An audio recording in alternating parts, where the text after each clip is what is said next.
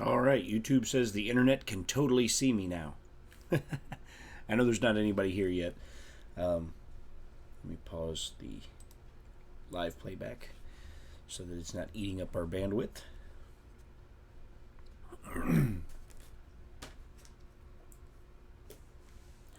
Good morning, Mike.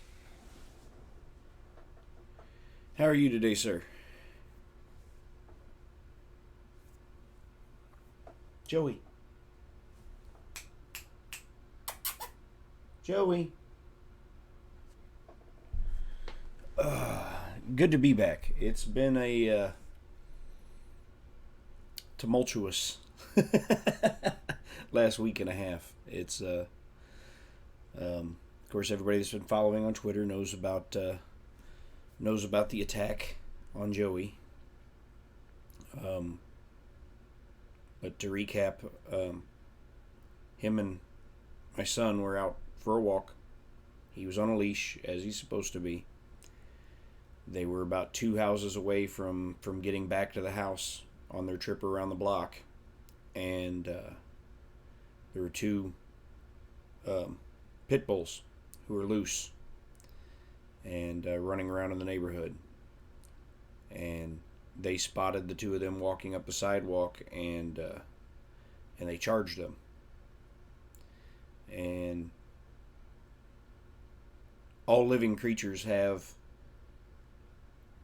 one of two responses to a crisis situation, and that is fight or flight. We now know that Joey's response is fight. Those two dogs came charging at them, and Joey charged right back and met them head on. And my little 20-pound dog met the attack of two oncoming 70-pound brutes, and he held his own. They tore up his neck pretty good. Another few centimeters, and they'd have taken out his jugular, and he'd been a goner. One of the rips in the side of his neck was about that long, and you could see through the opening in the hole. You could see his jugular and see it pulsing. So I mean, they just missed it. And Tanya cleaned him up best she could and couldn't stop the bleeding, and so she ran him to an emergency vet hospital all the way down in Nashville. And they were able to stop the bleeding and bandage him up, and things were real touch and go for the first 2 or 3 days. Which I hated the fact that I had booked a trip and had to leave during that kind of crucial time. But yeah, he's recovering. The physical wounds are healing. The mental wounds are still pretty fresh.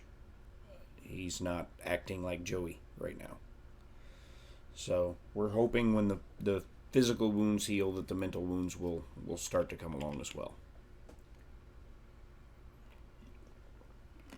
Because right now, he's fine with me and Tanya.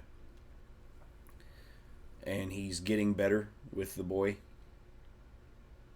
But for a while, my son is perfectly okay. Joey took all the attention from the two dogs. And I firmly believe that him meeting their challenge the way that he did got all their focus on him. I think had he tried to run or been timid in that situation, I think Rhett would have ended up in the middle of it too. My son is fairly traumatized by it all. He blames himself, and I've told him 100 times, but that it's not his fault. It's not his fault. He has no blame in this. Joey has no blame in this, and honestly, the pit bulls have no blame in this. They were just doing what comes instinctively to them. They are a territorial animal. They will protect their territory. When you allow them to run free in the neighborhood, they view the whole neighborhood as their territory. When you keep them tethered in your yard or behind a fence in your home, that's their territory. But if you let them roam freely, they're going to claim a large area as their territory. So they were just doing what comes instinctive to them. They can't help that. I've said time and time again, there are no bad dogs, only bad dog owners. And I guess if there's anything fortunate about the situation, living directly across the street from us is a Clarksville, Montgomery County Sheriff's Deputy. And he's also in the Army Reserve. Well, he was just coming home from his reserve weekend and was unpacking his car, and he saw the whole thing go down. He's the one that ran over and pulled the two pit bulls off of Joey, basically saving his life, and I haven't had a chance to thank him yet. They've got a small baby, and they have a sign on their door not to knock or ring the doorbell, so they don't take unexpected visitors. And so I've been keeping an eye out if I can catch him, out mowing his yard or something, out front. I want to go over and thank him. He pulled the dogs off of Joey, and he called the local police. He rounded up. Tanya said it was crazy to see. I had already left for work, so I didn't get to see any of this. He said he rounded up. She said he had rounded up everybody that was outside in eyesight of the attack. He went and collected them all and lined them up on the sidewalk in front of our house to be there and be ready for when the police arrived to give their witness statements. He also tracked down the owner of the dogs, and the owner of the dogs was issued a citation for animals at large, and we'll be going to court over that. And then, we're probably going to have to take him to court for the mountain, and I do mean mountain, of vet bills that have come in over this whole situation. So it's luckily we had a credit card that we had just gotten and didn't have anything on it yet. So we've been using the credit card to pay for everything,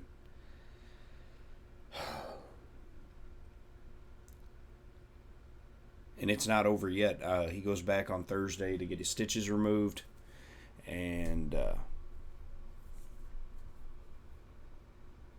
there's still a lot of healing and vet visits and things like that. And so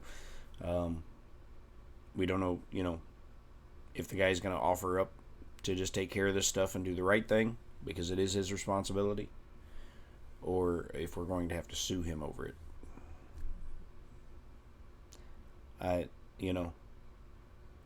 I would like to have faith in humanity that someone would just offer up to do the right thing, but I also know the world we live in, most people have to be forced to do the right thing.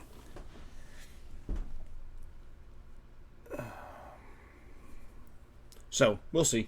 We'll see how it all plays out. Anyhow, I took my trip to KC while Joey was still in the very early stages of all this, so I was having to just call and check in on him a lot. The trip to KC was bittersweet. The reason for the trip was a friend of mine from high school was only given 1 to 2 weeks to live, and I had to go back and see him before he passed. And last Tuesday, 1 week ago today, I got to sit in his living room with him and reminisce for a couple hours, and then I got the call Wednesday morning that he passed away. So I made it in time. There were a handful of people that I know that were friends of his as well that were that were in cars or in planes on their way to come back and see him, and didn't make it in time. So I count myself as fortunate that that I had that couple hours with him. On the bright side, while I was there, I did get to catch up with all of my old high school buddies, because we, most of them still, well, they all still live there, and so I got a chance to hang out with them while I was there, and it was funny because we were sitting in my friend Terry's house in his living room, and all of us were there after Troy passed. And we were all sitting there and telling stories and catching up, and then it dawned on me. I said, how long has it been since all of us were in the same room at the same time?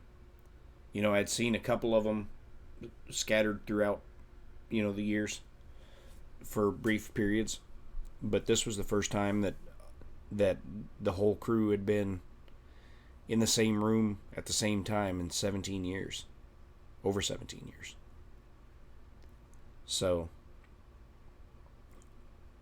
that was the good part of the trip, I guess. Getting to catch up with all of them, and then I also got to catch up with a friend of mine that I went to school with him in first grade, and we were thick as thieves for a long time, even though we only lived in the same town together for 1 year, and it was great getting to see him as well. So, and then the next day I went and had I got to have some Gates barbecue while I was there. It's something I had missed, and I got to have that Gates barbecue with the one and only Chris Riley. So getting to meet Chris in person was fantastic, and we had a nice little dinner and conversation, and my wife rented me the coolest car. It was a convertible Mustang, so I was it was a surprise from her. She had booked everything for me, and so I was just showing up, and they took me out to the lot to give me the car, and they're like, "Here's your car," and I went, "Convertible Mustang, okay. Are you sure you got the right guy here?" Because I usually get the little Econo car, and they're like, "No, this is what was reserved for you." So I had to call my wife and thank her, and she said, I knew it was kind of a heavy trip, and it was, so I thought maybe having something a little bit fun, a little bit cool would kind of make the trip a little better. So, and it was great, and it was perfect weather while I was there. It was sunny and 75 degrees, so I mean it was top down and tooling all over town, and man had Belton changed. It's blown up so much. Yes, I'm a lucky man. I'm a very lucky man. I've got a phenomenal spouse. Great kids, great dog, And then I've got the wonderful 3D printing community that is there for me when things are rough. So it's been a rough last week and a half or so, but that's life, and I'm getting to that age now where it's it sucks, but there are going to be things that happen to friends that it's that you have to say goodbye to them, and so it wasn't easy.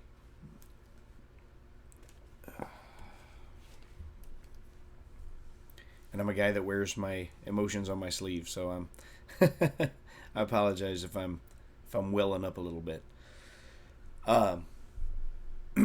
Anyway, so the purpose of this video today, this stream today, aside from catching you all up on what's been going on, and I don't know, Mike, you may be the only one here.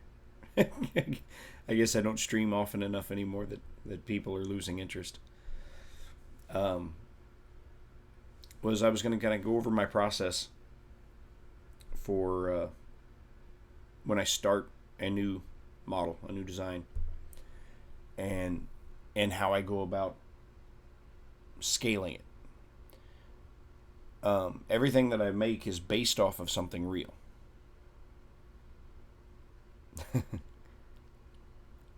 Yeah, it's, like I said, it's been an emotional time for me, and but it was good catching up with everybody, and Joey's on the mend. I would show him to everybody, but right now he's doing what he's been doing a lot of since this all happened. He's hiding somewhere. So that's why I say the mental scarring is worse than the physical scarring. Because before all this, if I was in here, Joey would be right here next to me on the floor, and he spends a lot of time hiding under beds and stuff now, which I get it. He'd never had a chance to feel vulnerable in his life. That's something that had never occurred. So he's hiding somewhere right now, and he won't come out. Anyhow, my process for designing stuff, and getting it into scale. Everything that I make, whether it be a Jeep or a jet ski, whatever it is that I'm designing, I never copy anybody's design directly. But all of these things exist. Well, I guess with the exception of the Scorpion, that was kind of all straight out of my head. But there are still things that exist that you can use as a basis for the design. So you have an idea of if you're making a car, for instance, and you've got in your mind it's going to be a sports car, then, or like an exotic car, you would sit down and say, okay, how long is the wheelbase on a Ferrari or a Lamborghini or whatever? And you would find blueprints online, and hopefully that had length measurements and things like that on it, and you'd use those to convert your scale. Now, since I'm doing stuff that's 1/18 scale, it's simply a matter of getting those measurements, finding them on a blueprint somewhere, which we'll go over that this morning, getting them on a blueprint somewhere, and converting it to millimeters, then dividing that by 18. And so that way I've got an idea of at least approximate size that I need to make it. And in that process, I use a sketch pad. I will roughly sketch out the vehicle, and I mean just rough, like an outline, so that I can take notes and make measurements. Future plans, I want to at some point get a Wacom tablet, drawing tablet, because it would be nice to just be able to save the blueprint and then draw directly on the blueprint to make my notes. It'd probably give me a little leg up, but that's further down the road stuff. And probably won't be any purchasing of any kind until we get this the vet bill thing settled with the neighbor, the irresponsible neighbor, because I'm gonna have to make those payments on that credit card until he does the right thing. So anyway, I'm just thankful that we had that to take care of an emergency like this. All right, so my next vehicle that I'm going to do is that I've been wanting to do. May not be the next one I actually finish doing, but where we're getting started at anyway. I've been wanting to make an 18-wheeler. So I'm going to go to Google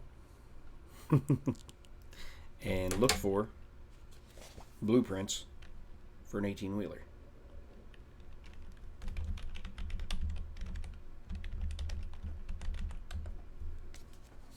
that has measurements.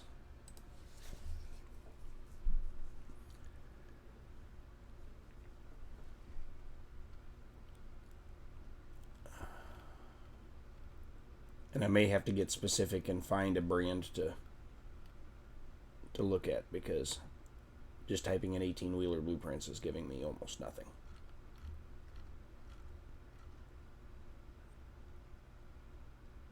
It's certainly not giving me anything with good measurements.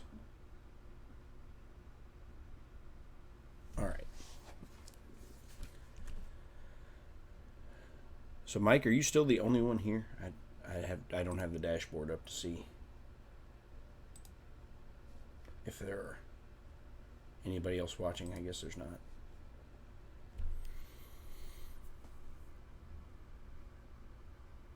Now there's some good like side views and top views and stuff. Yeah, I don't think you're dominating chat. I think you're alone in chat. It's just me and you hanging out today, buddy.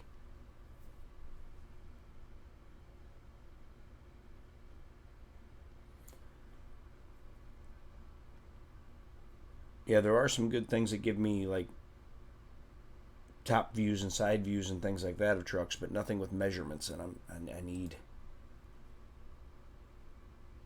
measurements.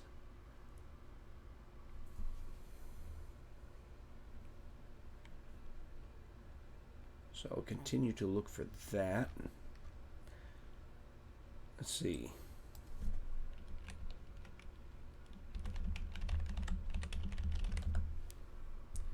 Might have to take this from a blueprint perspective of the individual components. Okay, here we go. We go to the screen share. So looking up a trailer,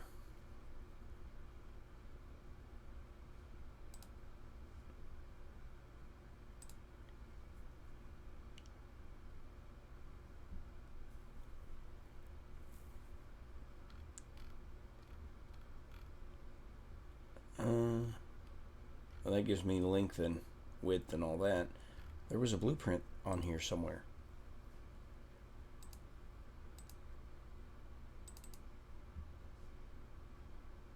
All right. Well, let's see if we can we just view image?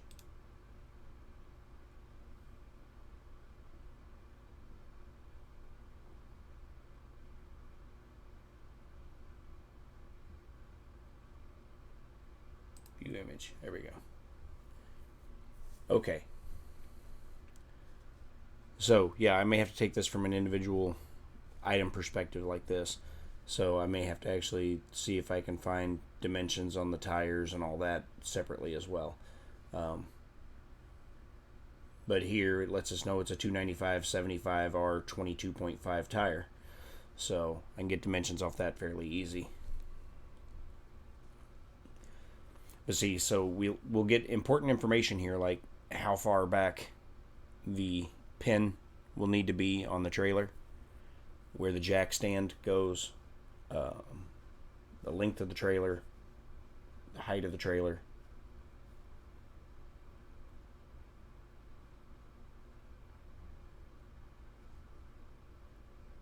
What I'm not seeing is an overall height for the whole thing. I see the internal height is 105.5. But yeah, see, these are good measurements that I'll be able to use.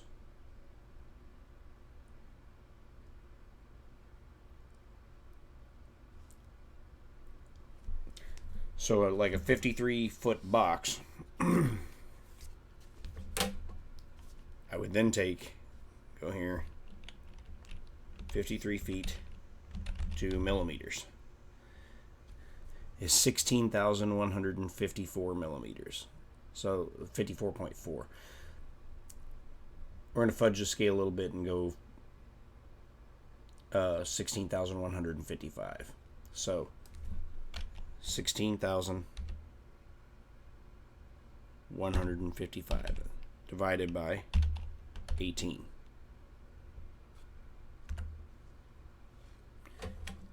It's 897.5. So we're going to have a box that's 897.5 millimeters long.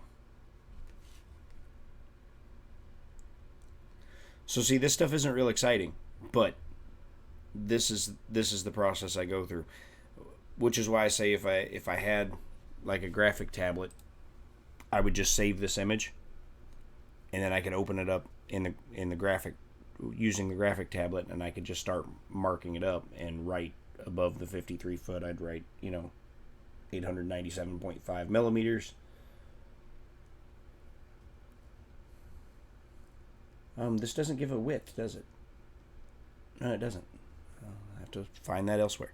So sometimes there's a little research involved in all of this. Length 897.55 or 0.5. Internal height 105.5, so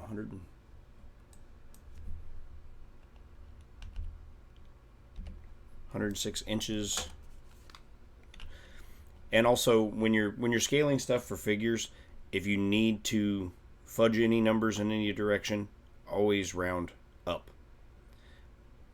Even if it's less than half, go ahead and round up, because these figures aren't true exact 1/18 scale.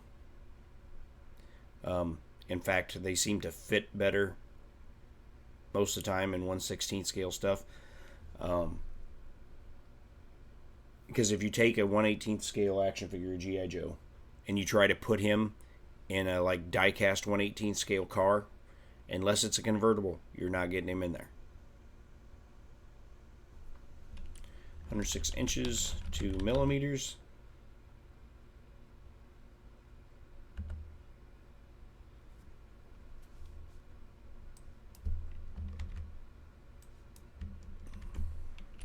Divided by 18.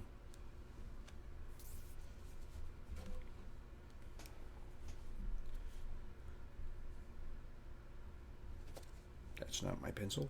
There we go. No, they do not.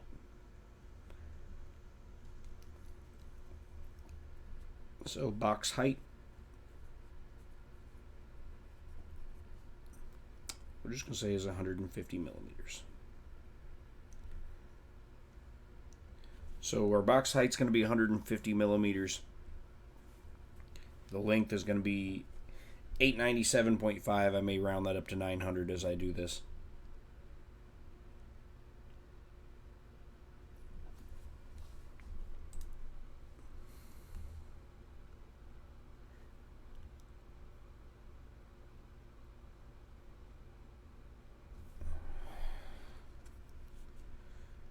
The front to hitch, front to stand. Those are links we've got here.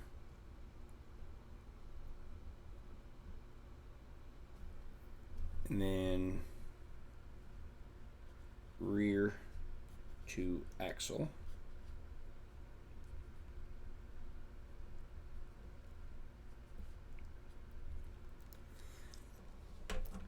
So 36 inches, convert to millimeters.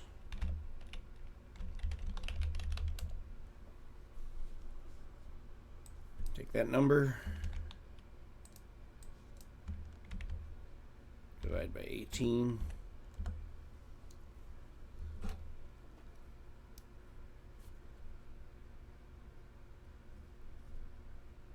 So 50.8 millimeters from the front of the trailer to the hitch.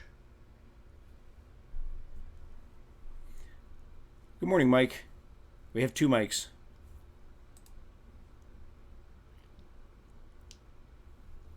We have two mics in the chat now, and that's it. It's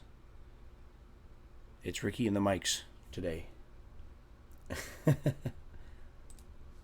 So 143. Oops. 143 inches to millimeters. Take that number, divided by 18. So we'll call it 202. So now we know the jack stand will be 202 millimeters behind the front edge of the trailer box.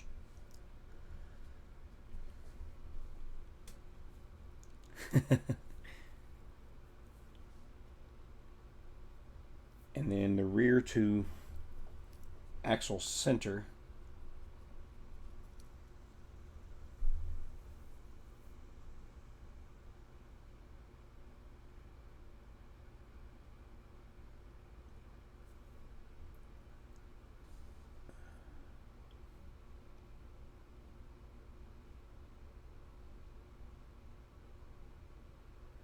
I guess these are adjustable. That's why it's 67 inches to 167 inches. So I guess it's a sliding axles.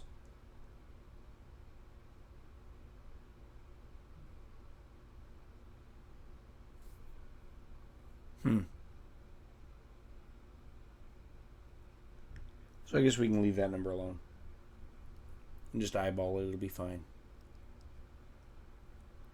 Alright. So that's all the information we got from that blueprint. We still have a lot of measurements we need. Oh, here we go.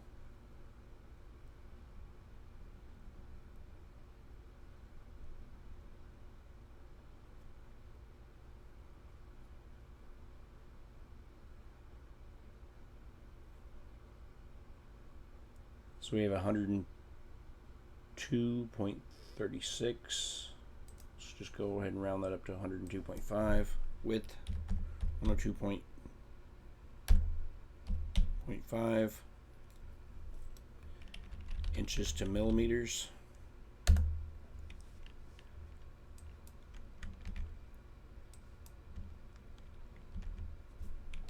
Divide by 18.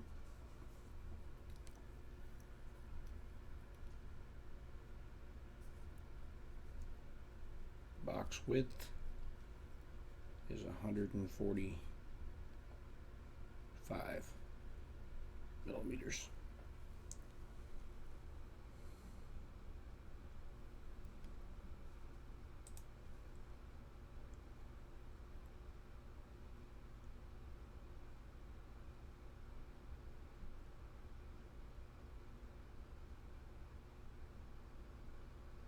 There we go, there's the overall height.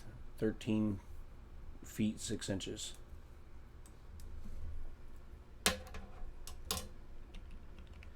.5 feet to millimeters.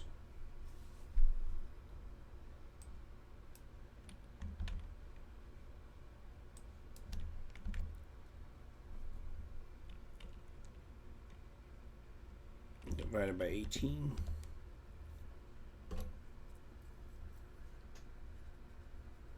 Overall height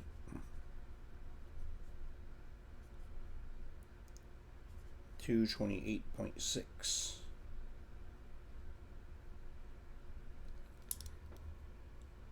Now the overall height I need to make fairly accurate.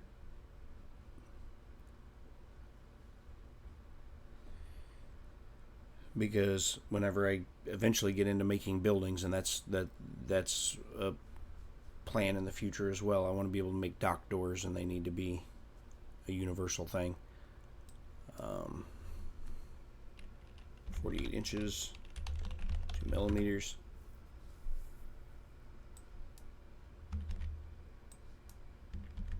Divide that by 18. So ground to box is 67.7. 75. That's the ground to the bottom of the box.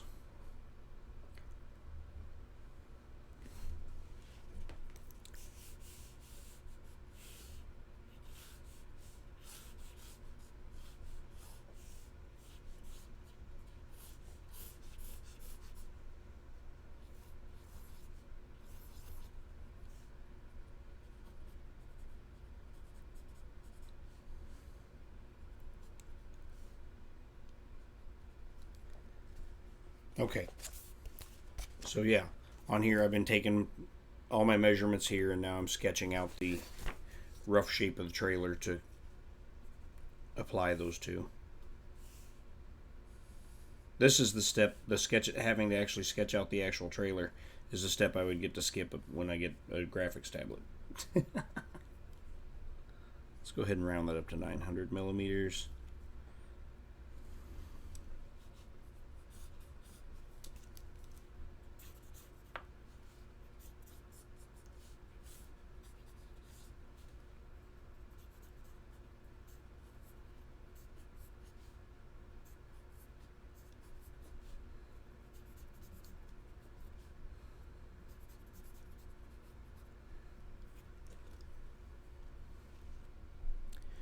Morning, Walter. Just showing how I convert stuff, find measurements by looking up blueprints and convert those measurements first to millimeters and then divide them by 18 to get my scale.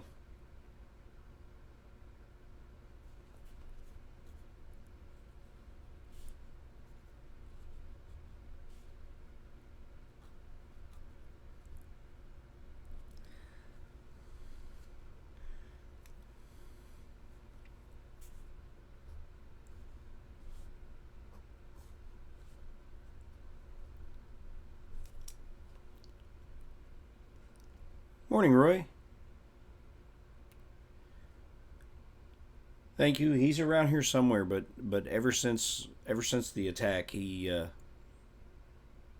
spends most of his time hiding under things.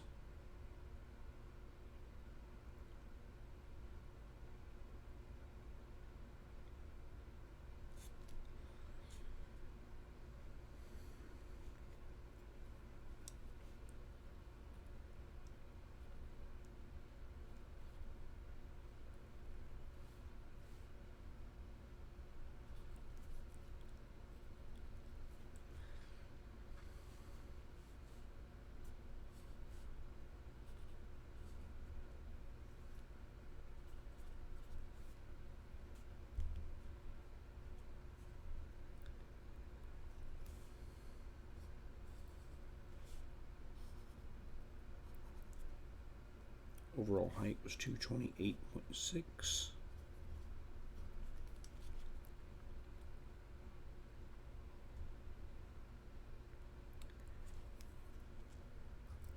Then that to the ground, 67.75. So yeah, you probably won't pick it up well, but see.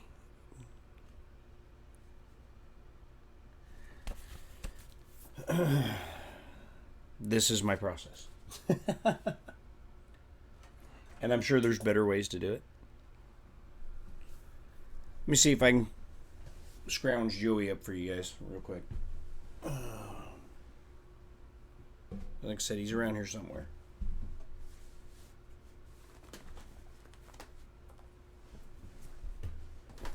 Joey.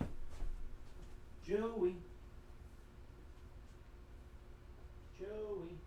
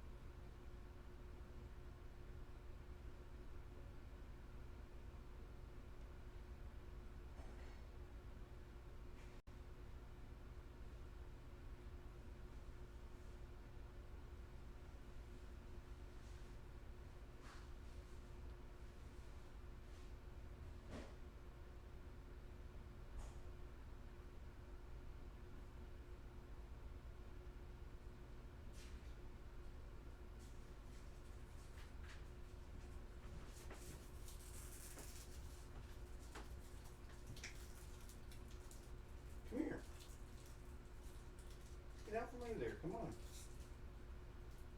Look.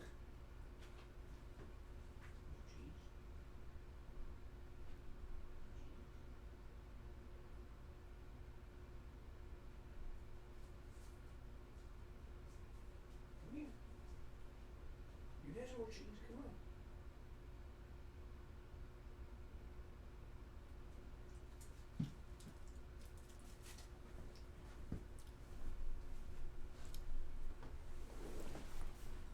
Even a piece of string cheese wouldn't get him out.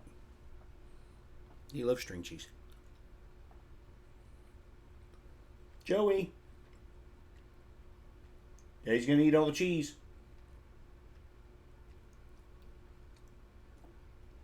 That is good. I am going to eat all the cheese. We didn't get in here.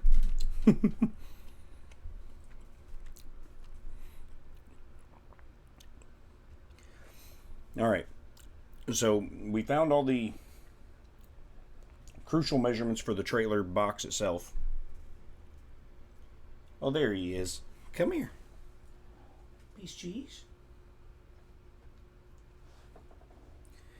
There's some people that would like to say good morning.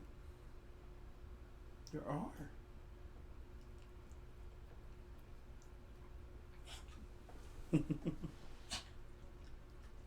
Or did you choke on that one a little bit?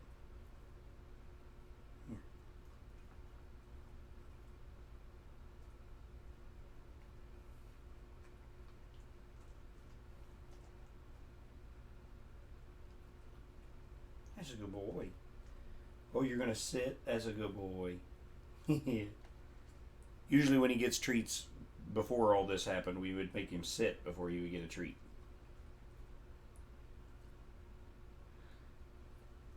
And it's a different sit than a normal when he's just, sitting down because he's sitting down. It's a very purposeful, look, I'm sitting. And he just did that right now, so. Yeah, come here. Come here. There's some people that want to say good morning. There's some people that want to see you.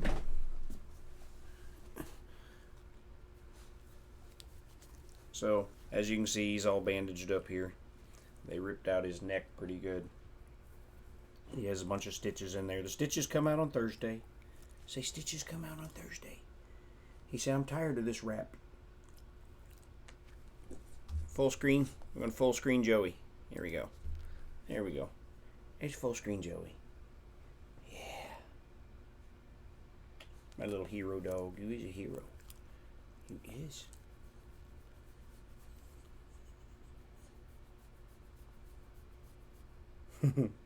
He's a good boy. He is a good boy. He's like, okay, Dad, I've already had enough of this. All right, I'm going to sit you down here on your pillow.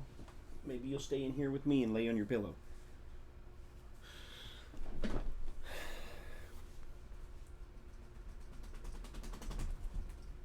Nope. He's going back into the boys' room, which means he's going back up under the bed where I found him.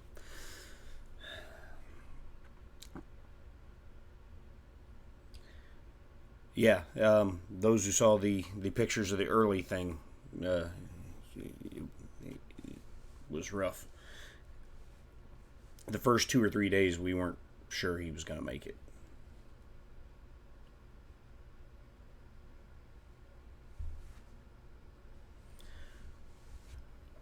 All right, so we got all of the measurements for the box. Now we need the measurements for the tires, and then we need to find a truck to get measurements of.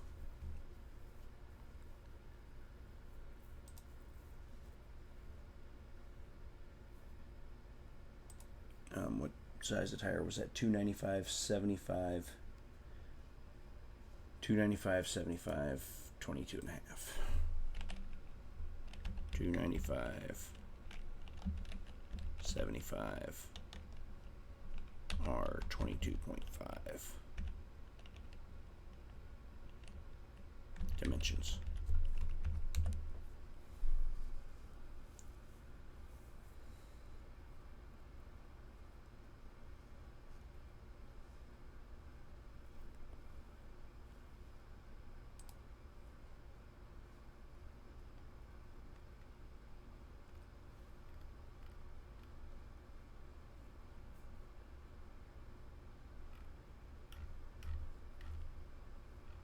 Got some good pictures of some tread and stuff there. That's going to help.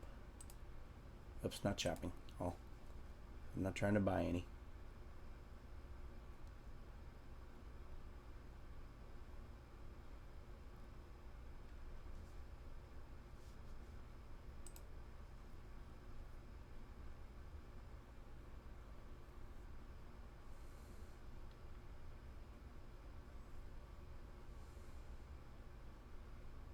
There we go. Tread depth, weight, overall diameter.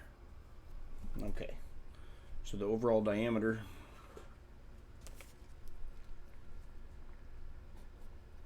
tire diameter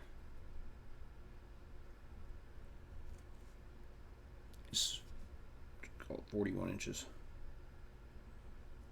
We're going to convert that to millimeters.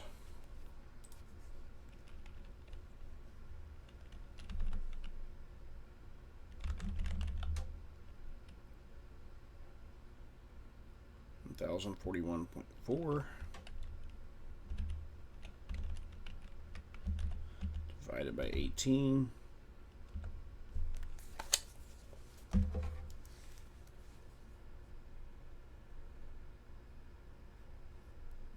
$57.8 millimeters. And then the width,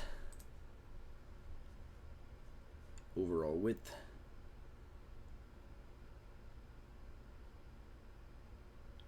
is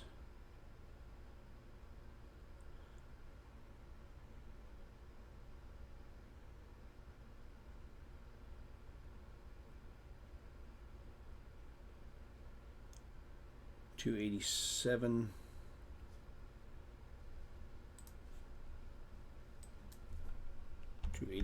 Divided by 18. I guess I should go back to the screen share, huh? So tire width is 16 millimeters.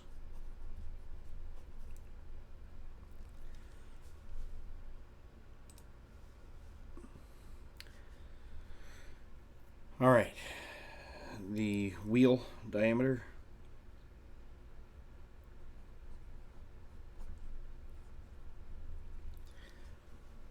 It's a 22.5 inch rim. So 22.5 inches to millimeters. Take that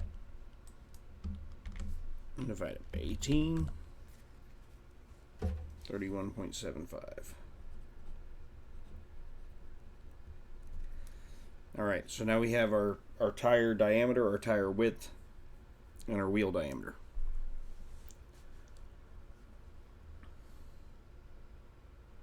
So now I think we're ready to find a blueprint for a cab.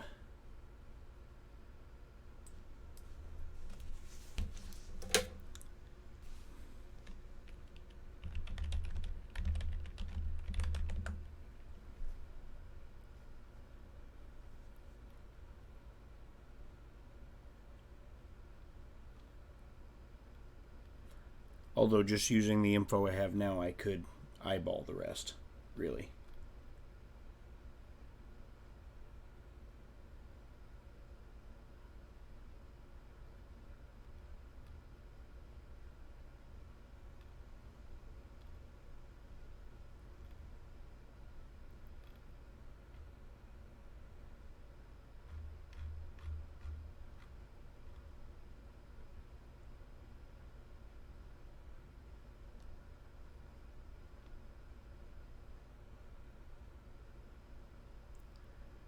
And I may have to anyway, just because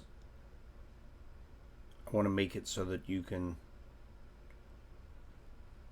by modular nature of the design, you can print it with or without sleeper cab. And then I want to do a cab over version as well. So yeah, I may just eyeball it from there. I have the important stuff, like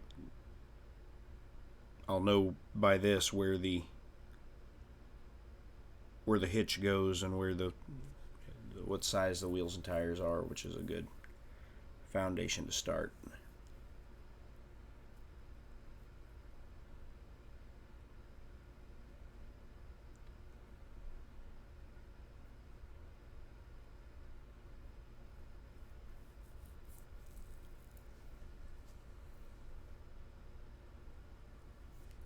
Okay. Open Blender.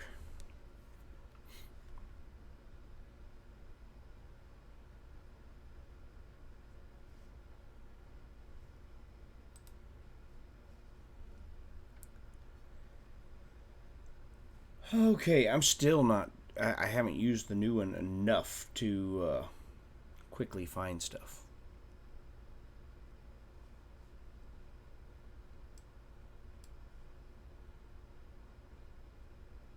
Because they moved everything.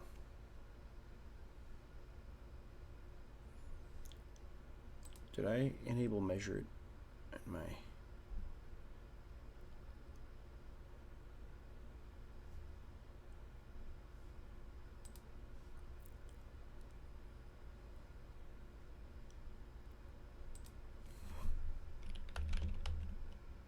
Okay. It's in the 3D view.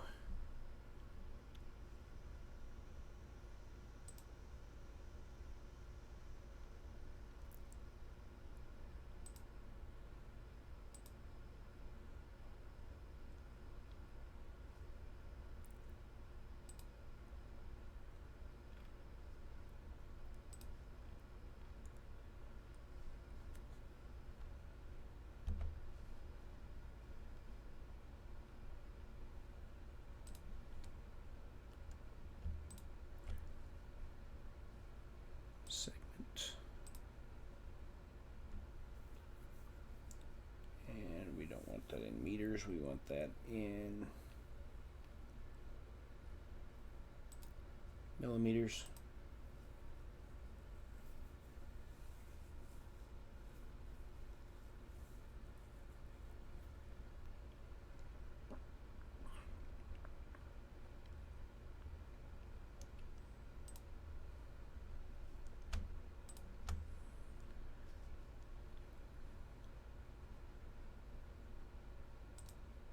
Segment that. Let's change the color on this one.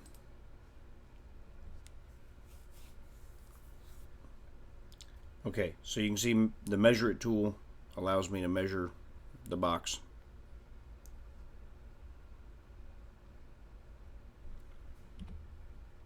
Put an isometric view. Okay.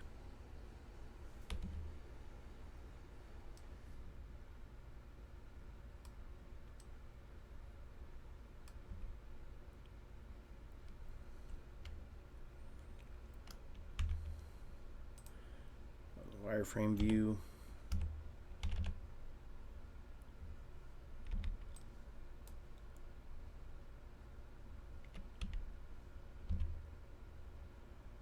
And we're wanting to get 150 millimeters.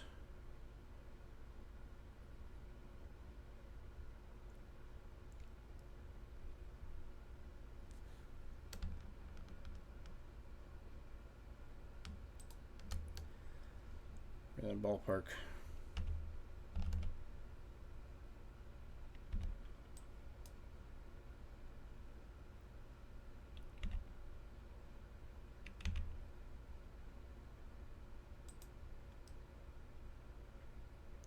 I forgot to measure that.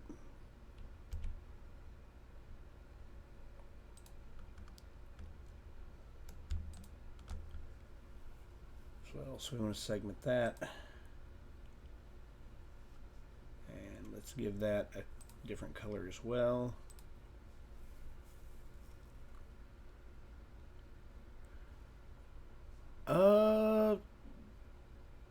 You know what? I don't know. I definitely can't do it the way I used to. They may have included it somewhere back in to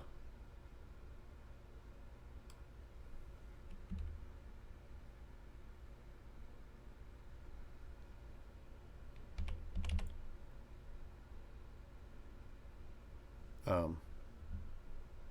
can't think. They may have put it back in the program somewhere.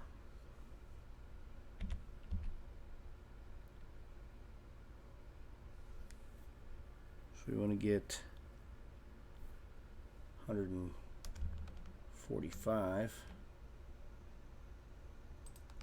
I'll have to look into that.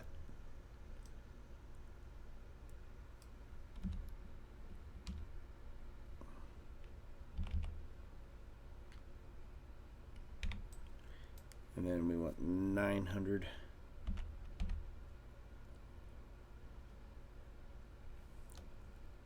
The length, good close to it anyway. We can get more precise here in a little bit.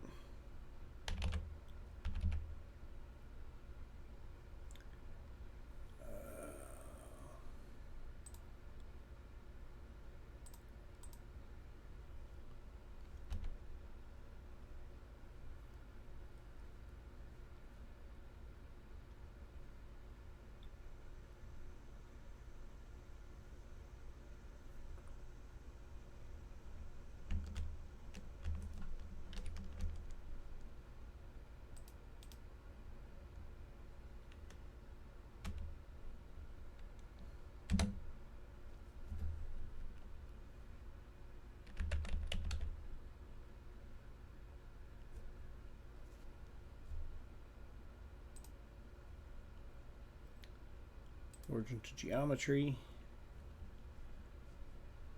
and then we'll move its location. We'll zero it out.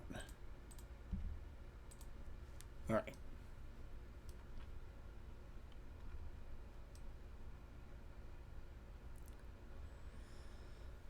So here we have the beginnings of our semi-trailer box. Morning, Rover.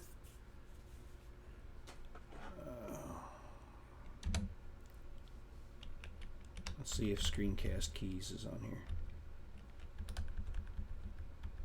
No. Okay.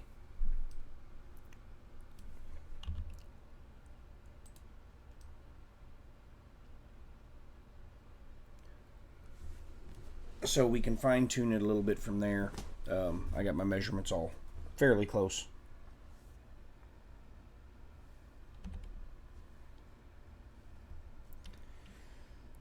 Scale it. On the X, we're trying to get to 145.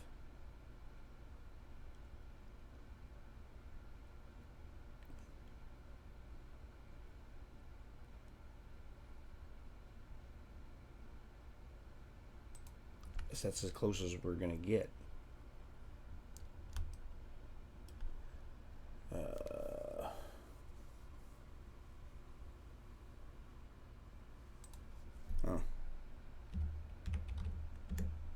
There we go. Oh, I didn't know I could do that. 0.9, and our height is 150, so 0.150. There we go. I did not know I could do that. I didn't know there was a dimensions things over here in the transform tab, so I could just literally type it straight in. There we are.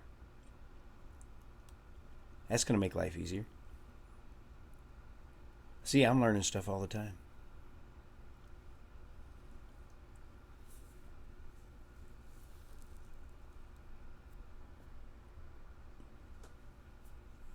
Which, of course, this will have to be sliced and diced into multiple pieces and whatnot, but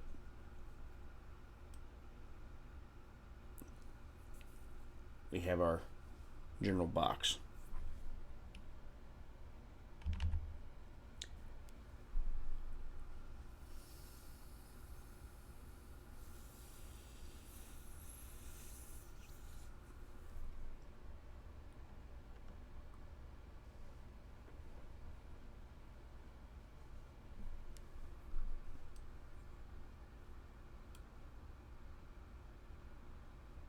This thing's going to be huge.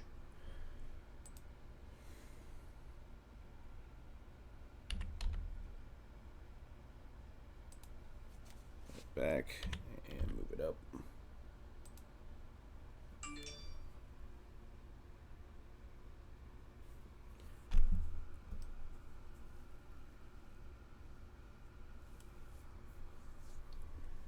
Oh, other news to tell you guys that it's unrelated to any of this. I got a part in a play. Well, not just a part, the lead part. I've never acted before in my life. The day that Joey got attacked, I had left early because I had to go meet with a guy to read for a part in a play. He reached out to me on Facebook and said he had seen me. Thank you. He had seen me downtown playing music, and he had an opportunity for me. So I called him up, and he said, I figured it would be something, music. Morning, D. So I called him, and he said, he said, have you ever acted? And I said, no, not even like in a school play. And he said, I saw you downtown. And he said, I've got a role that I think you would be perfect for. Would you mind coming out and reading for it? And I said, well, I've always been, curious if I could act. I know there are a lot of parallels between what I do for a living and acting. There are a lot of things that are similar. I said, so, I've always been curious. Yeah, I'll come out and read for the role. So I meet with the guy. He hands me one page out of the script, tells me which character I am. I read it over, read the thing over once. And then he pulls out his camera and he says, okay. He said, now I want you to read the lines for me. And he said, I'm going to video it if that's okay. And I said, yeah, that's fine. So I read the lines. And he said, I got a couple other people that I'm auditioning for the role as well. I'll let you know. And so then he called me and officially offered me the role. And then he sent me the script. And that's when reading the script, I went, oh, this is the lead role. I have a whole bunch of lines to learn. So, yeah. There's going to be 3 Saturdays in November that I will be on stage for a very different reason. And it's still boggling the mind. I'm waiting for this guy to wake up and realize he hired a singer and not an actor. Especially because I was looking up some of my co-stars, and some of my co-stars, man, they've got IMDb pages. The girl that's playing the waitress has been in like 34 TV shows and movies, and the guy playing the bar owner has been in like 10 movies.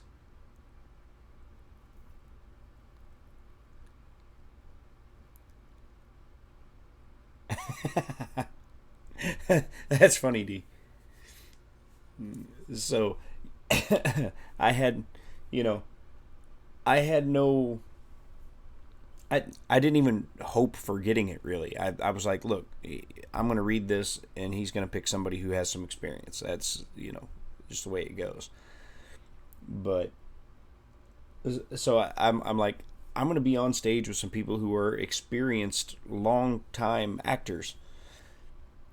And I'm like, this is going to be like when that guy shows up to one of my shows and wants to know if he can get up and sing with the band because he's a great karaoke singer.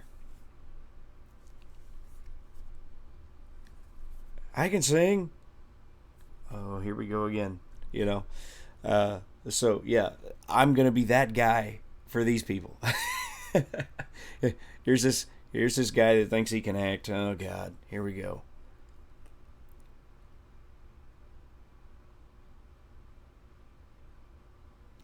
Morning, Ron. Morning, Ryan. Oh, I don't know about all that, Roy. This is 6 shows, 3 Saturdays in November. That's all I'm committed to at this point as far as being an actor goes.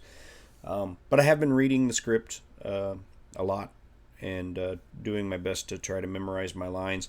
We don't start rehearsals until October, but that's going to be here before I know it.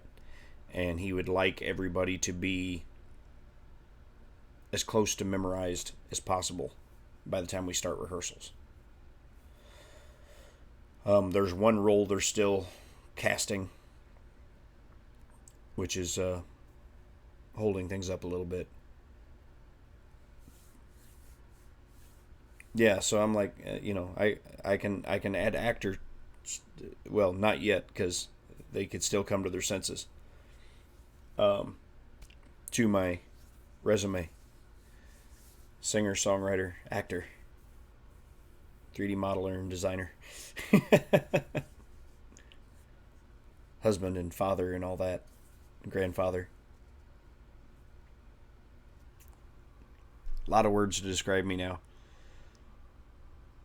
Some of them I can't say on stream. All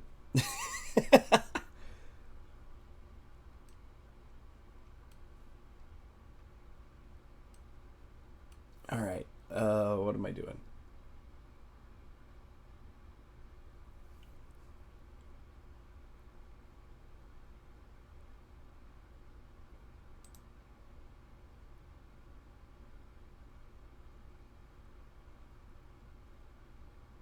You know what? I should probably save this.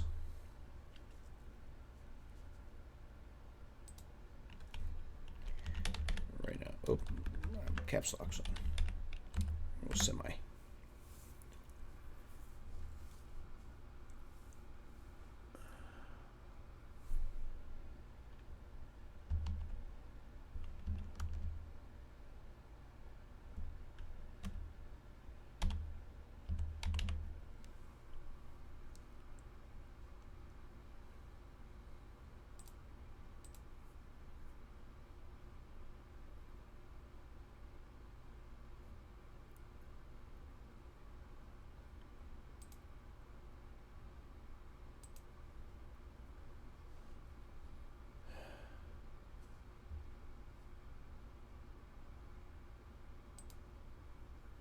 Alright, so we're going to add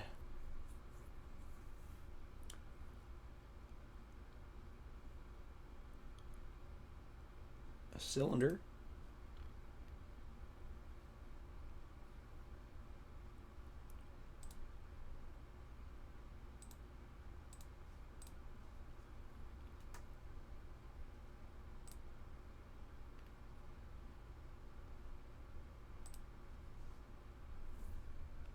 Wait, let's delete that. Let's add a cylinder, because I accidentally hit enter and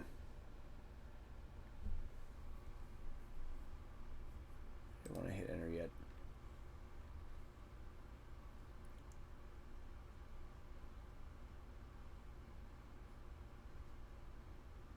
Where is...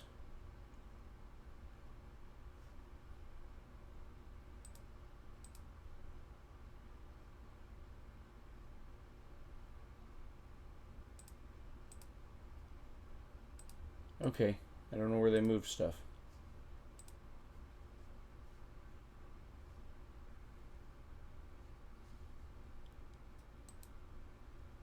There it is.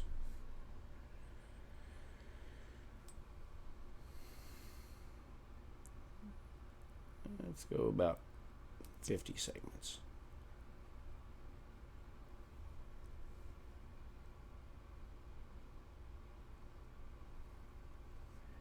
And then, what do we say our dimensions are?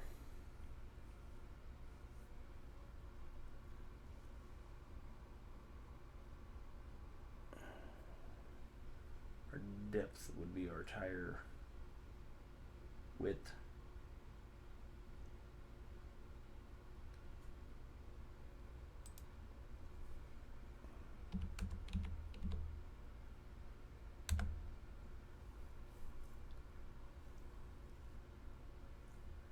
Radius would be half of our diameter, so that's what?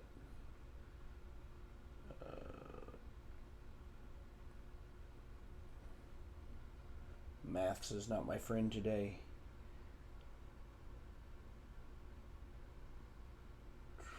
$25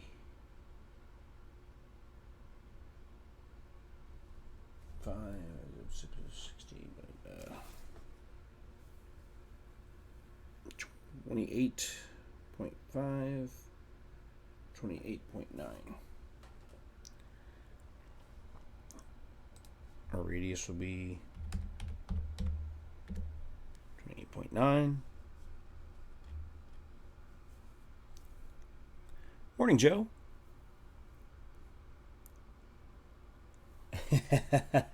Yeah, again, the big screen thing, I don't know. I've acting has always been something that I was curious if I could do it, but I never had aspirations to do it, if that makes sense.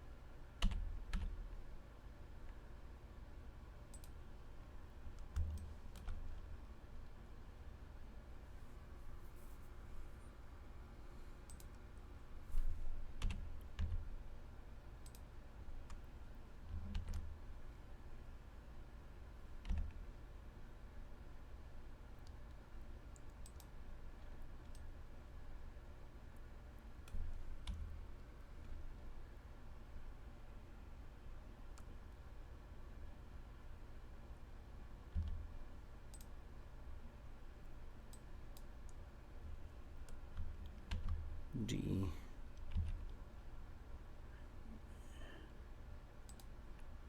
There.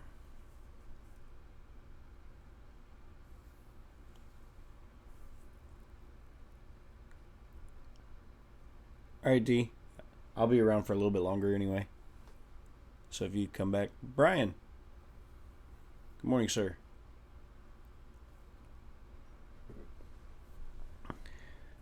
I was starting to think everybody gave up on me. I started the stream smart for the longest time. It was just me and never let the machines win, Mike, chatting.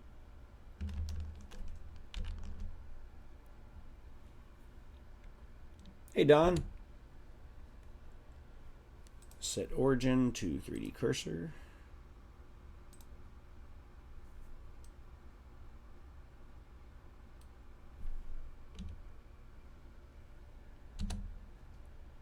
Set origin to 3D cursor.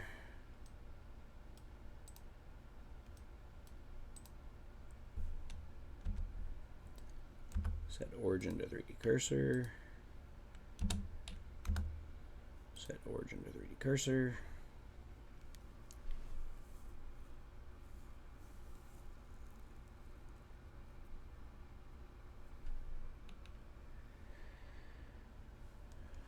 Actually, we can break them back apart later. Let's just go ahead and grab all of those and group them. And then go over here to... See, I'm still like having to learn my way around the new interface. There we go.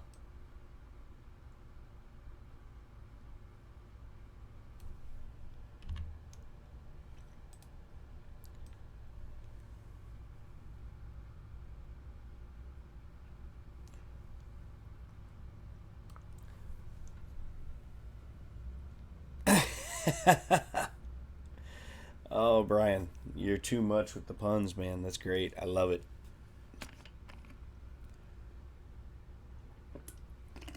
So yeah, I'm really nervous about acting. I haven't had butterflies on my stomach over doing anything in 20 years.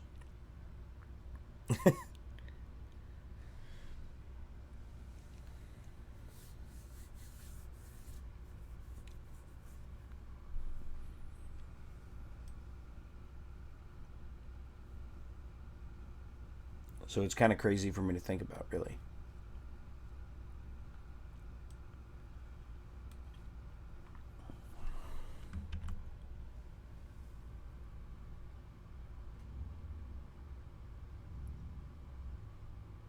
Whoops, what? What whoops?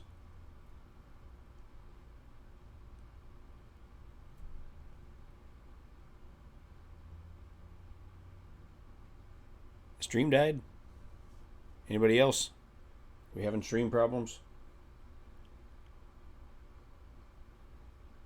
Still going for you. Try reloading, Brian. See if it comes back.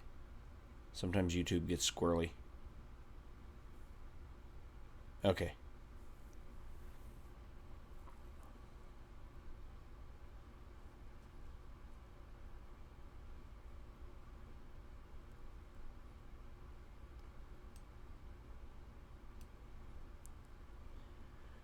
Yeah, learning that I can just type in my dimensions right there, that's beautiful. I wish I'd have known that a long time ago. Saved me all sorts of time trying to size things up.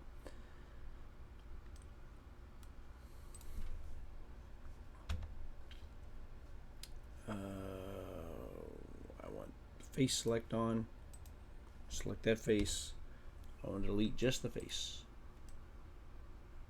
There we go.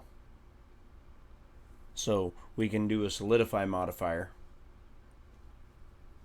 to add thickness to the trailer. Add modifier, Solidify, and whoops.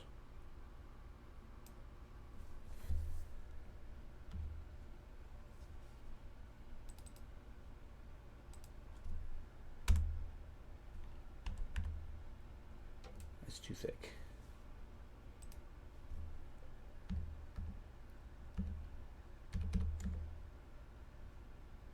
Probably too thin.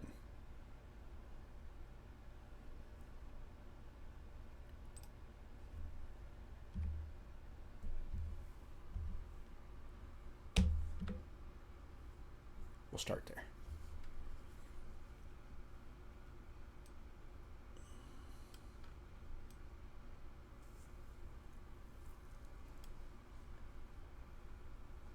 This trailer's going to be open in the back.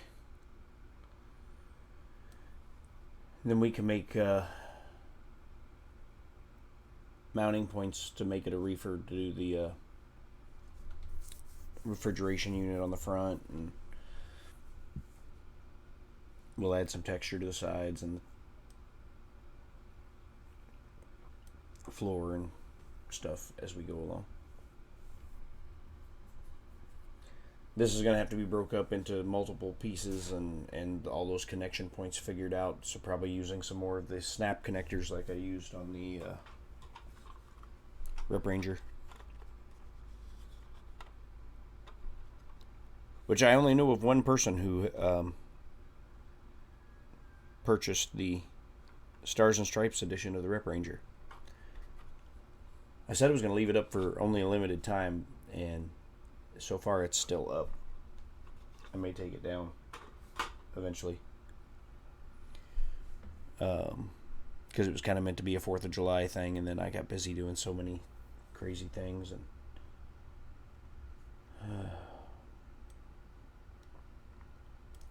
it's just been one of those like past couple months where it just doesn't seem like we can catch a break, you know.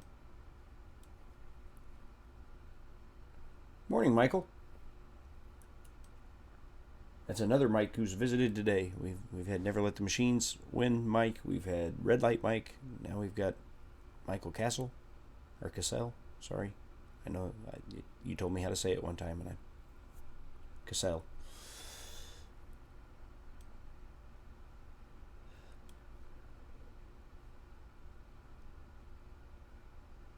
Got a Brian and a Ryan and a Ron and a Don. Had Dwayne for a little while. And Joe, Roy.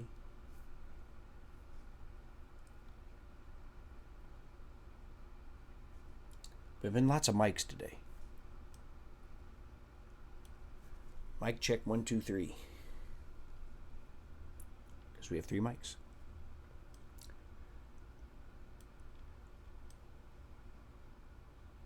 Alright, well, as you can see, we're making some progress here. Well, that's true. Yeah, I'm here too.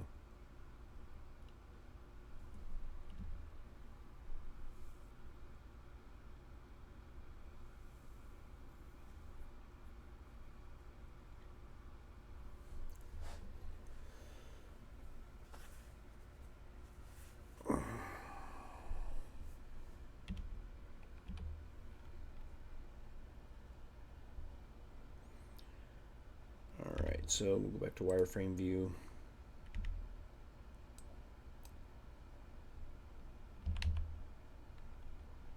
Tab out of that.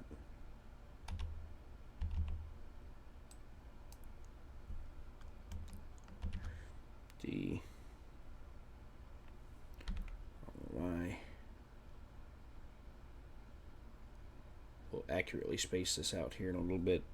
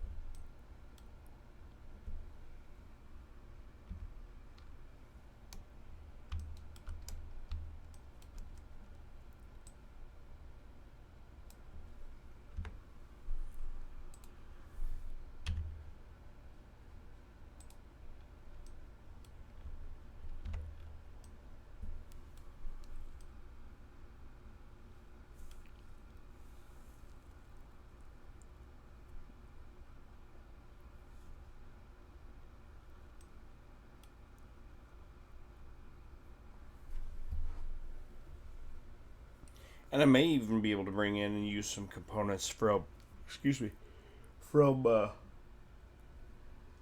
other stuff. Just have to modify it a little bit. Like, let's go look at that real quick. Let's save this. Let's open the rep Jeep. That's what it was called before it got a official name, was the Rep Jeep. It became the Rep Ranger. Let's grab the axle.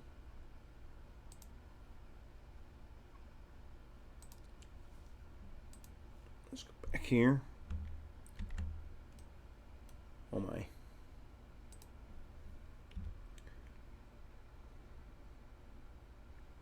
Let's rotate it. Get 90.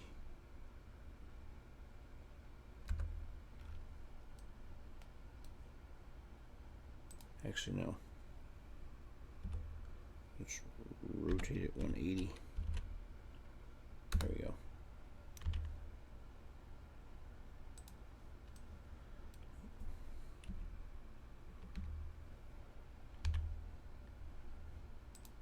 Wireframe view it.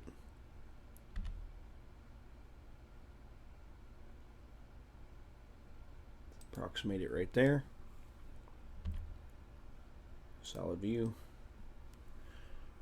Okay. So I can see here that all I would have to do to reuse the axles from the Rep Ranger is to widen them. Which is easy enough to do. So let's do that. Let's tab in. Let's go here. Wireframe view. And vertex select. We'll select all these vertices and we'll delete them. Back into solid view.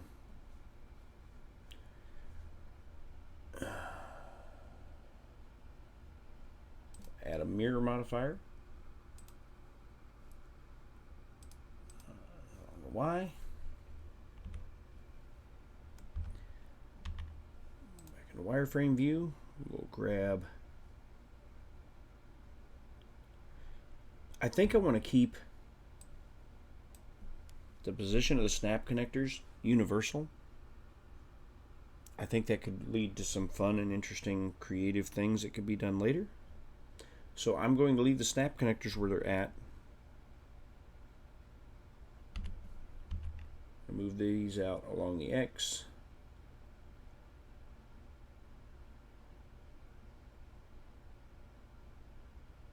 About there. Go back into solid view.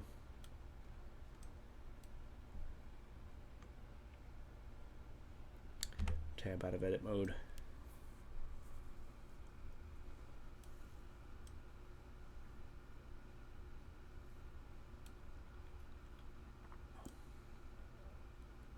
Alright, so then I'll have to make a special axle that's designed to snap the dually wheels over. But it can start with the foundation of this axle.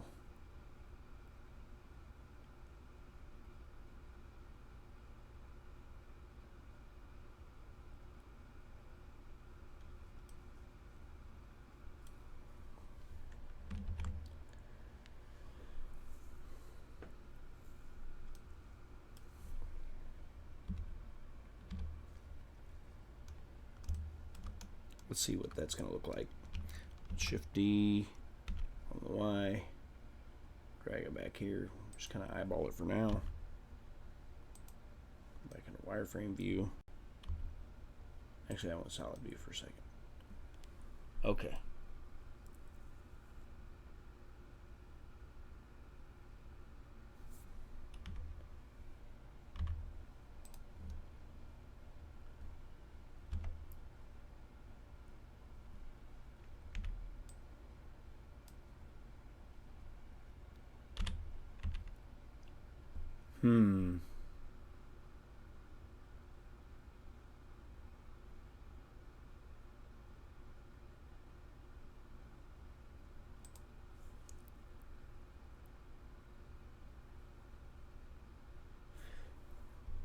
That's probably a good idea, Michael, and good morning, John Mack. That's probably the best idea.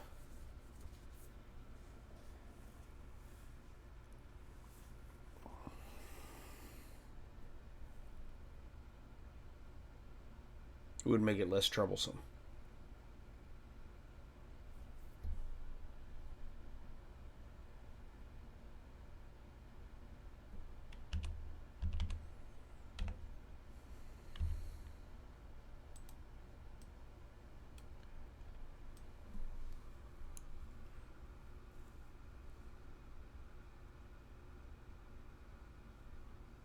Yeah, you're right, and the tires will never need to turn independently of each other anyway, because they don't on the real thing. They're bolted together. Okay.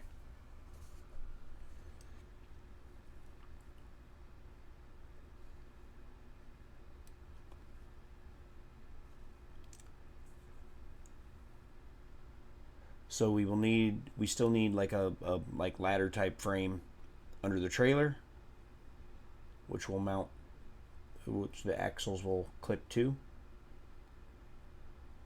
back here, and then a ladder frame for the truck, and we can start making the cab, and then we can start cutting apart details like wheels and tires and all that. So yeah, today we've covered so far my sketchbook process of getting measurements, and we've started fleshing out stuff, and I'm getting more comfortable and used to the interface on Blender now. I have not had enough time to sit down with it since Blender 2.8 came out officially, and so I'm finding myself having to go back a long ways in that learning curve. But I've learned some interesting and cool stuff along the way. If you guys will excuse me for a moment, I need to use the restroom, but I will be right back.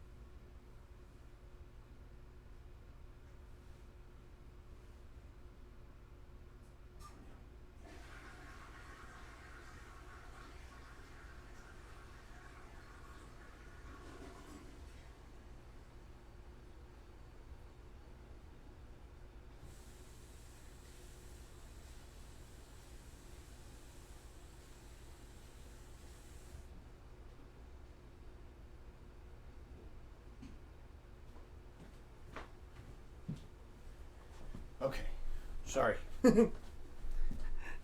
That came on me all of a sudden. My mic's that sensitive. I'm sorry. Yes, I washed my hands. I did.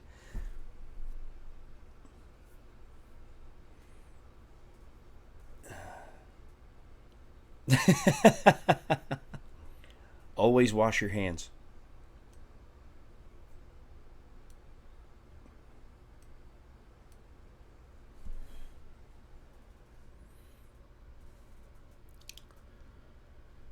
All right, let's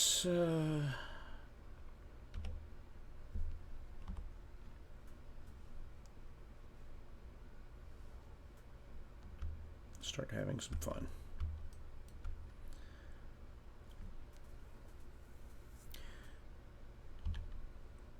Wireframe view. Grab this one. Hit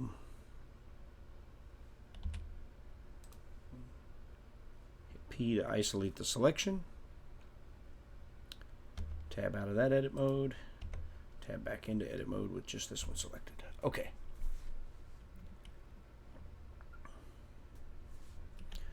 And let's go back to the solid view. Face select. So let's select that face. And delete it. That face. And delete it.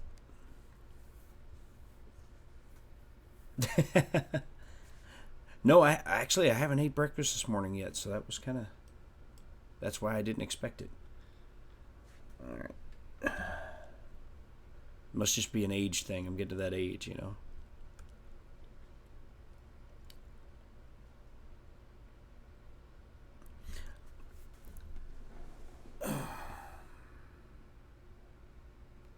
So I need to make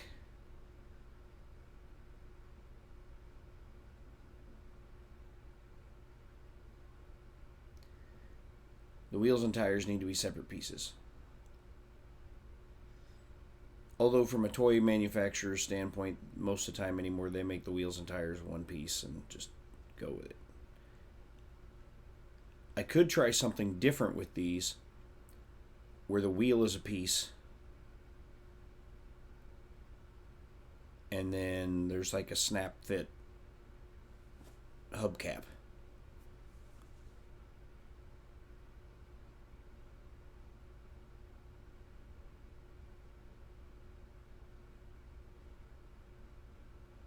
Let's try that with this design. Let's do something different than what I've normally done.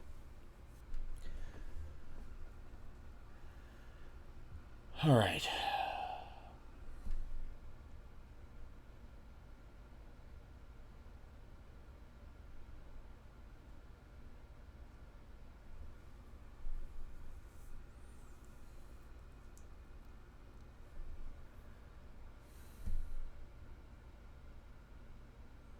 So now we want to be an edge select. I'm going to do that. Oops. Hold down Alt when I do that.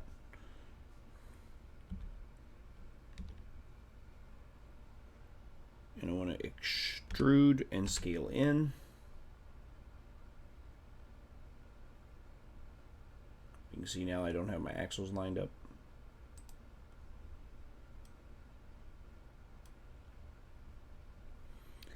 That's one thing I don't like about Blender now, is the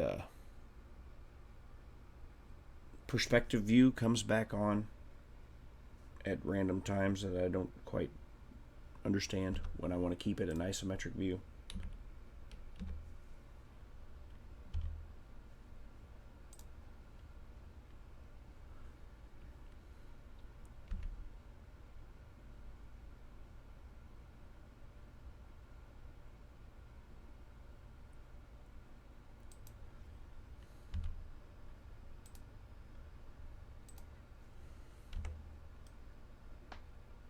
See, right there, perspective view came back on.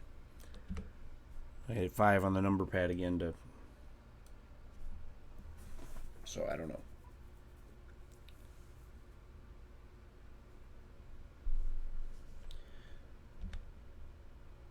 We're going to extrude that along the X.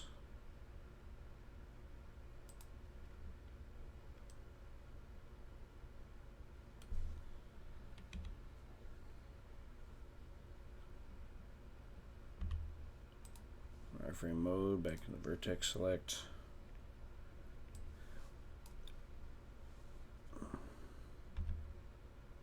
Scale that down a little more. We want it to be a tight fit over the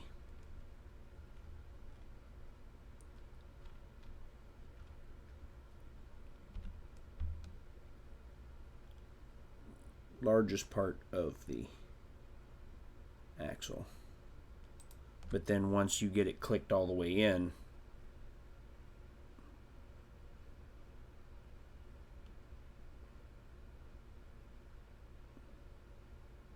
it should be loose and spin freely. See, there it goes. Back into, don't like that. All right.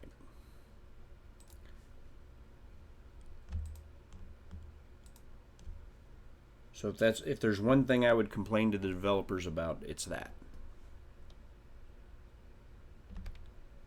Extrude out along the X. Then we scale that out a little bit. Extrude along the X.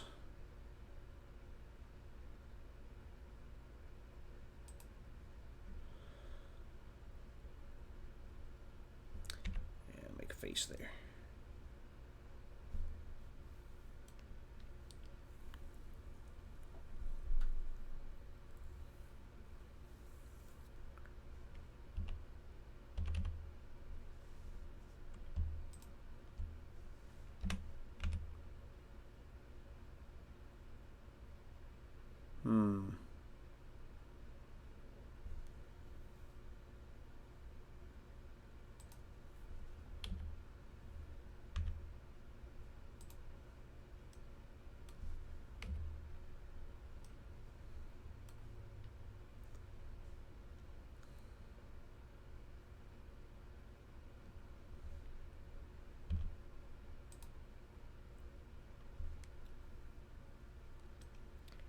I'm going to have to narrow the axle a little bit.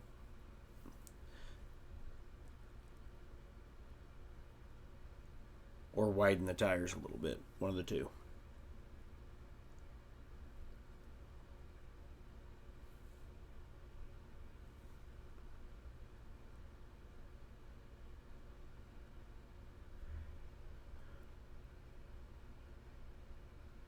I think we would be better to narrow the axle a little bit.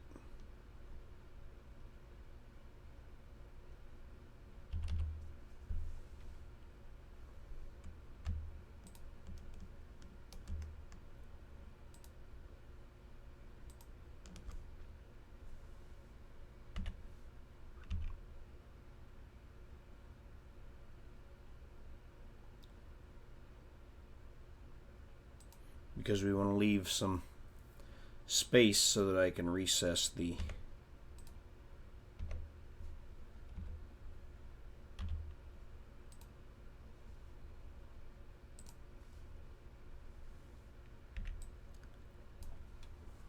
press fit hubcap.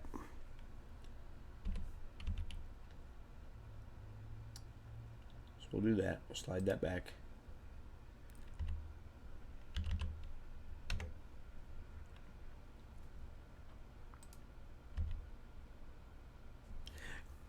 Yeah, you know what, John Mack? It would be easy to make a hamster wheel.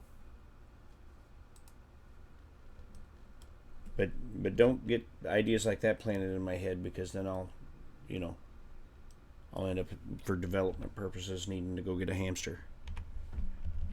And my wife would kill me. And then Joey would probably kill it.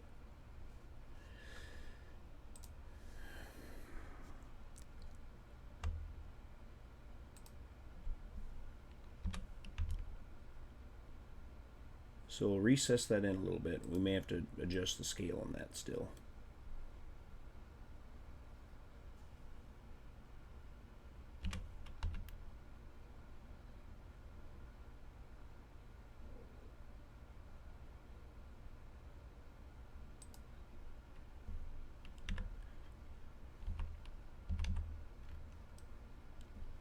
So there's a nice little lip where we can press fit a hubcap into. We may have to recess that more, but we'll see. And we have to adjust the scale on it because we'll make the hubcap so that it's a 1/18th scale of a 22.5-inch rim. I'm just kind of eyeballing it right now.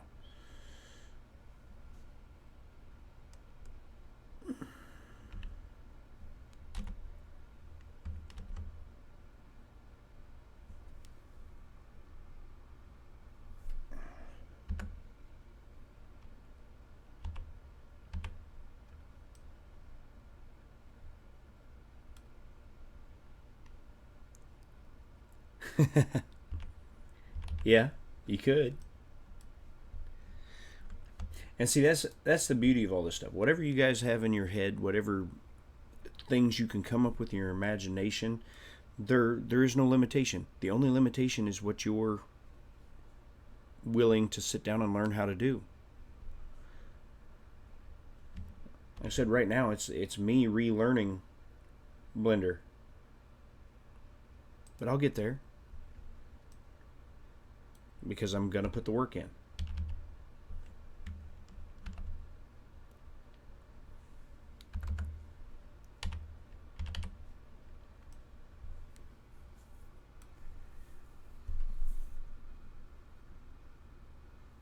On the 60-inch. Oh Lord, I'm glad my picture down in the corner down here is small.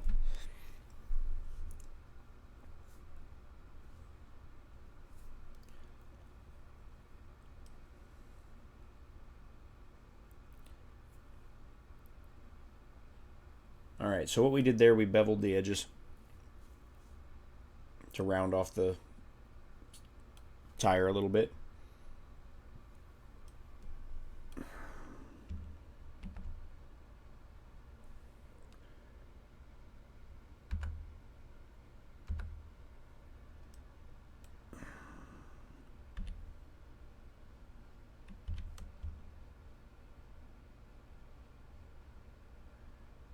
And now we're going to bump that sidewall out just a hair.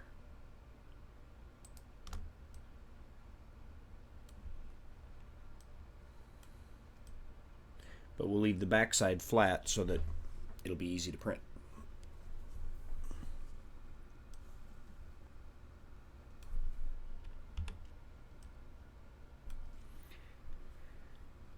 And we'll smooth it with modifiers and all that before we get done with it too.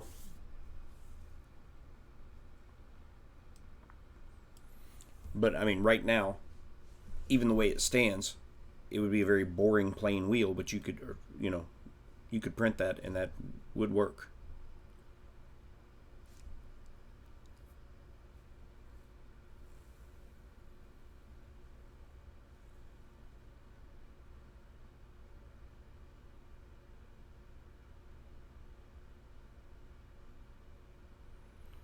And I may go in and hollow some of that out around there. It'll save material. I don't know. But this would also give you a nice solid wheel for, you got a, heavier vehicle sitting on it. It'll be less likely to break.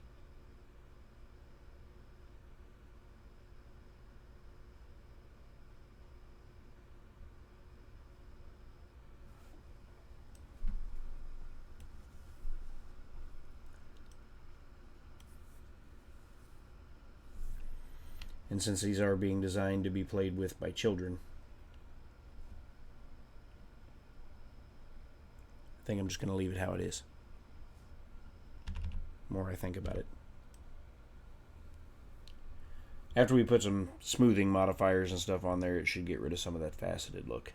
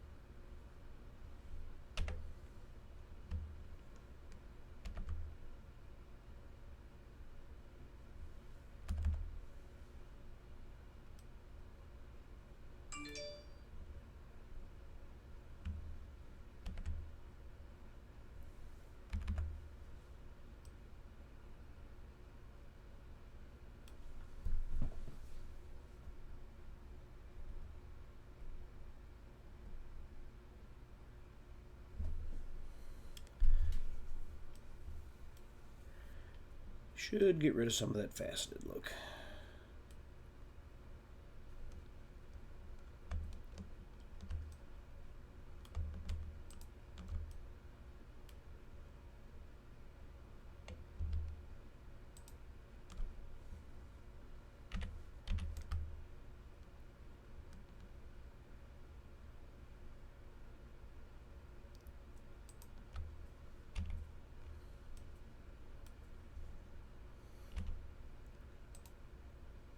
Whoops.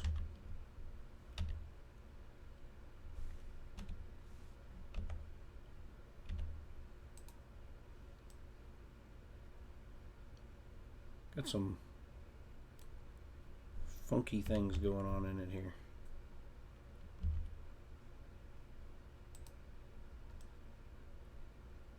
Oh, the wireframe looks smooth.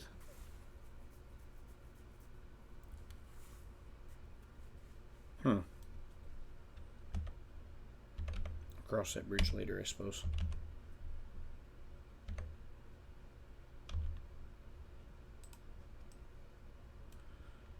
All right.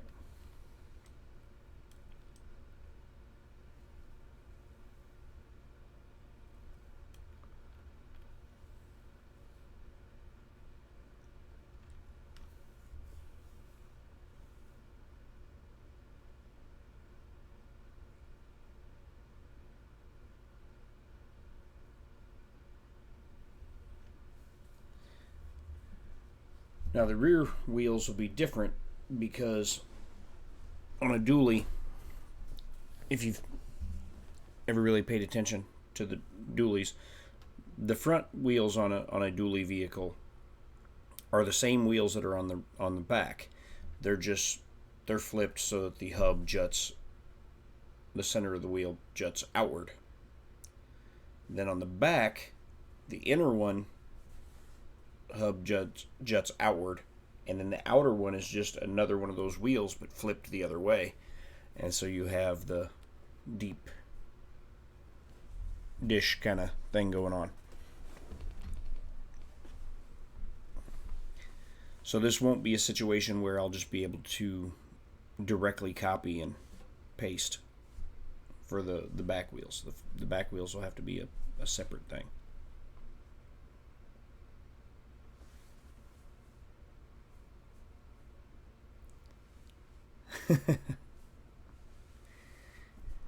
All y'all comparing sizes of your screens.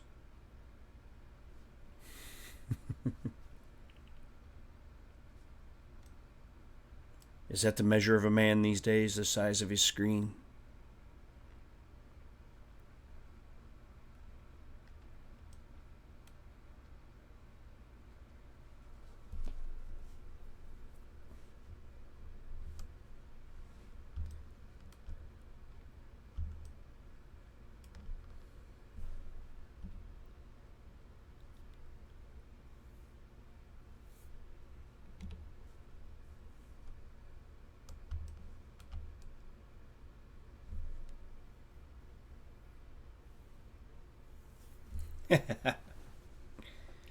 We had some folks from Indiana at the show last night.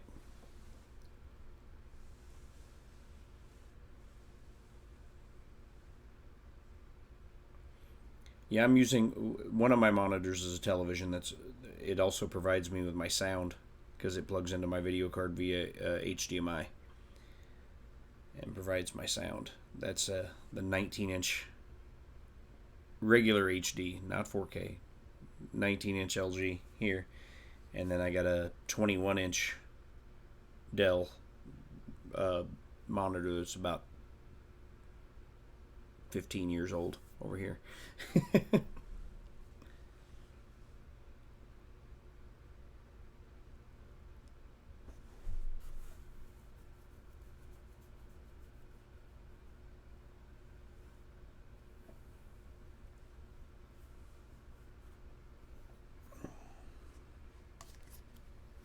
No, I didn't ask the people about Goshen. I don't know where in Indiana they were from. They just, it was one of those going around, especially the first 2 hours of our show was kind of slow.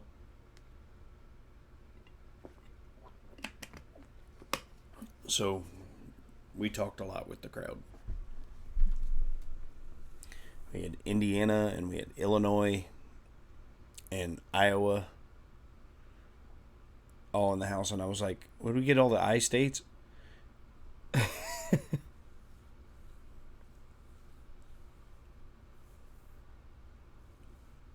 and then someone from Ohio showed up. And I'm like, okay, well, it still starts with a vowel, but we were on an I state roll there for a while.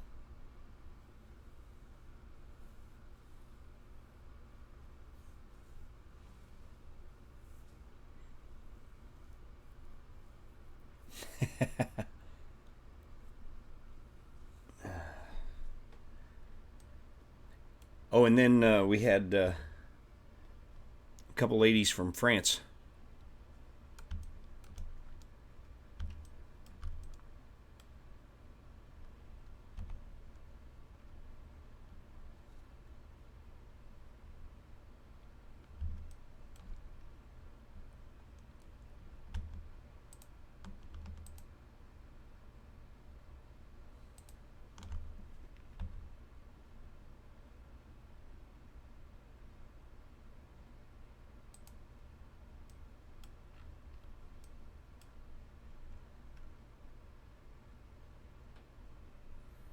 That's looking more like it. There wasn't enough sidewall there.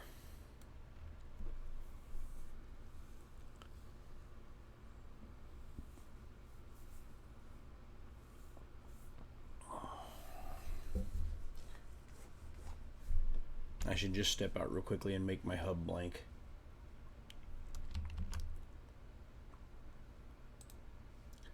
Cylinder 50.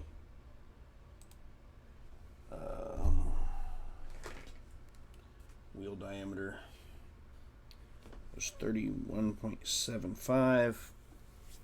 I'm not even going to try to do that math in my head.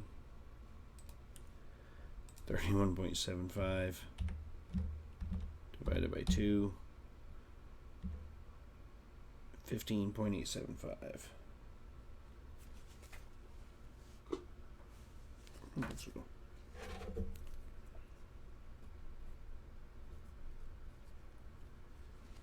All right.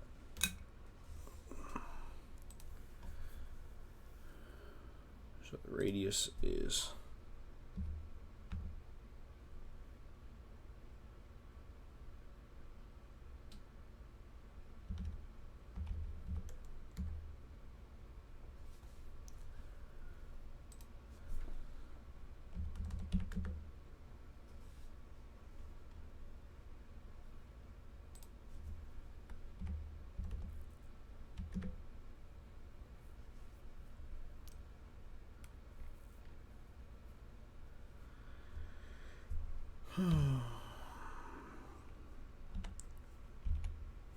degrees.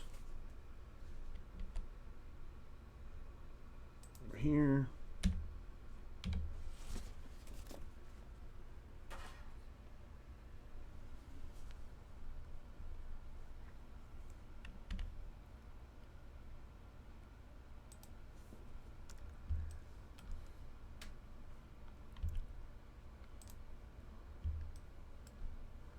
Wireframe view.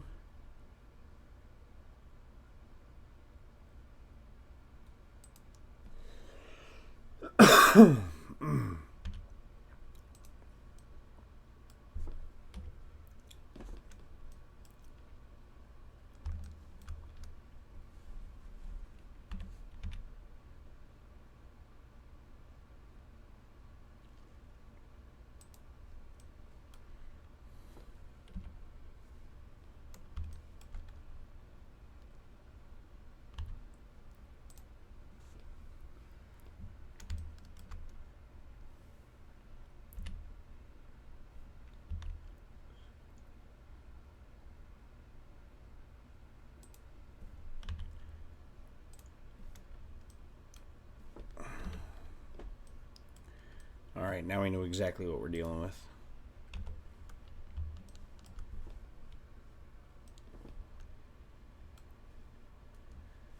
And so we know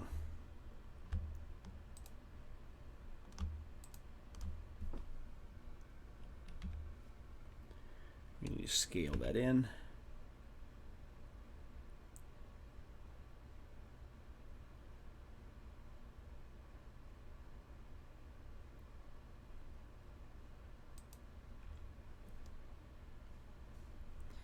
It's about there.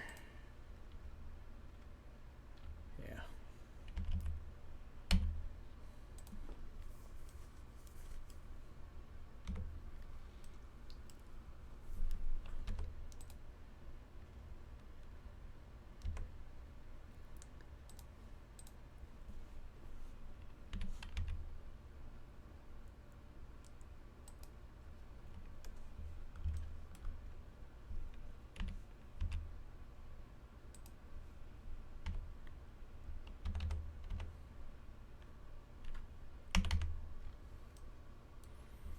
All right, so we have our press fit hubcap now as well. The blank for it anyway. It'll have to get modeled to make it pretty. But we now know exactly how much sidewall we should have. That way we can make adjustments to the tire and stuff as necessary. Well, with that, folks, it is 10 o'clock. Been doing this for 2 hours.